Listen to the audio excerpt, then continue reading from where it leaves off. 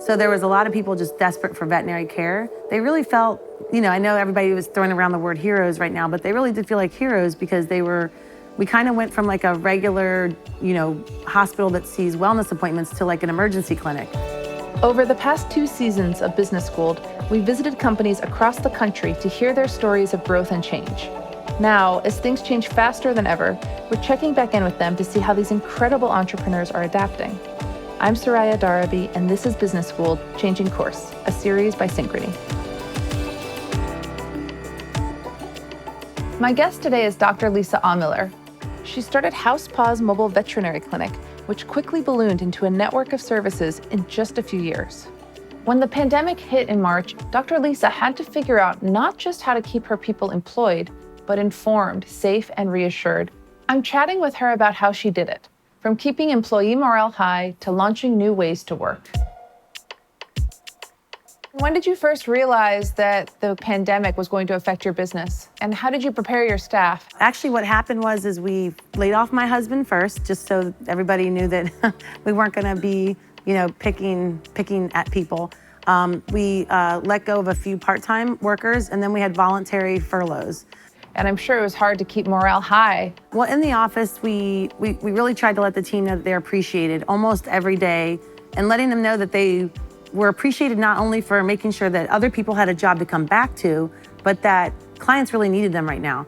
A lot of local practices shut down or cut their hours, so there was a lot of people just desperate for veterinary care. So they really felt, I know everybody was throwing around the word heroes right now, but they really did feel like heroes because we kind of went from like a regular, hospital that sees wellness appointments to like an emergency clinic.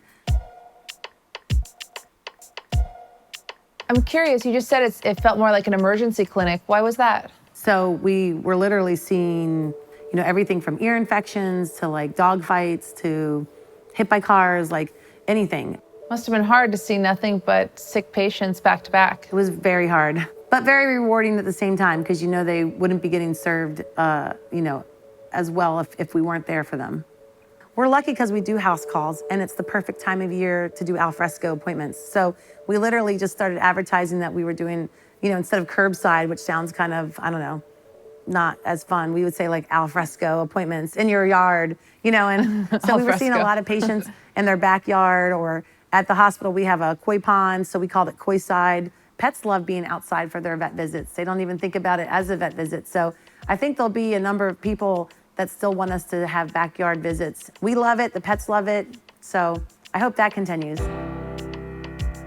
Did the coronavirus pandemic accelerate your investment into what we call the future of work?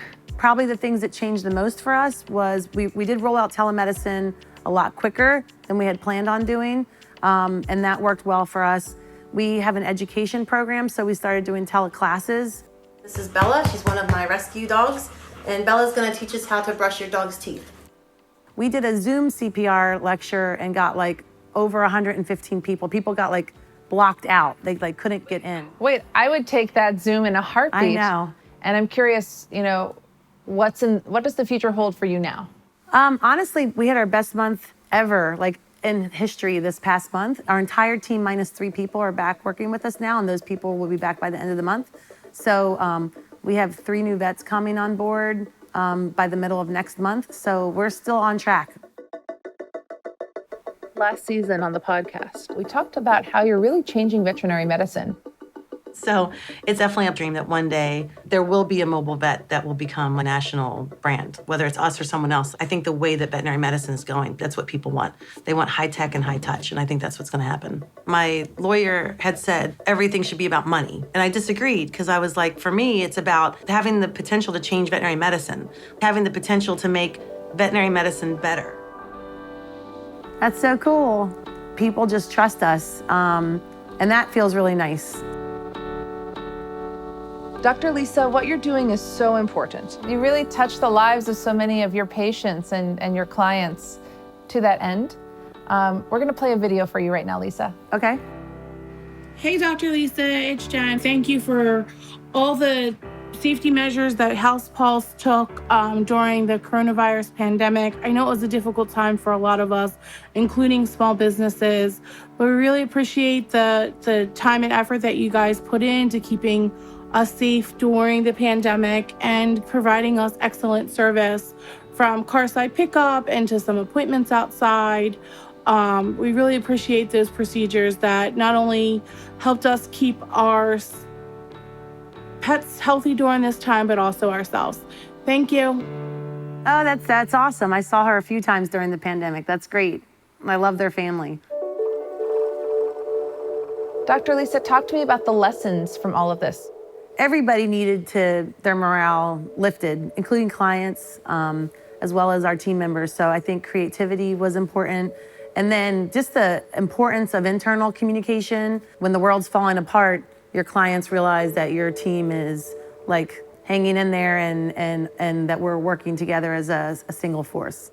I think what's similar about your story and other businesses I've spoken to recently is that it's really important to be nimble. And so you were so smart to allow some of your employees to work remotely. You were so smart to focus on, leveraging the technology that is at your disposal. Oh, thank you.